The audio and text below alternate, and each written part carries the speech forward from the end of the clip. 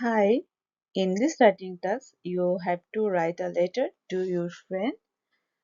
The situation is you went to a party and your friend was also invited, but your friend couldn't come. In the letter, you have to tell your friend what happened at the party.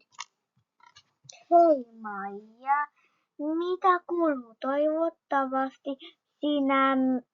sinulle menee hyvin. Minulle kuuluu hyvä. Viime lauantai-iltana osallistuin Saran syntymäpäiväjuhliin. Valitettavasti et voinut osallistua juhliin, koska olit sairas. Nyt kerron sinulle synttäreistä, joten älä ole pahoillasi.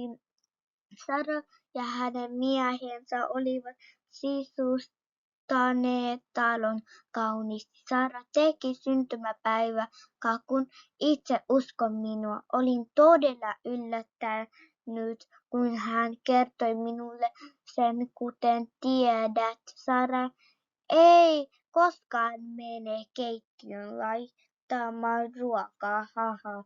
Rekka, se ujo nainen lauloi laulun. Fiona tanssi nykytanssia juhlissa. Tapahtui monia yllättäviä juttuja. Unohdin mainita vielä yhden asian. Kaikki ruoat olivat herkullisia.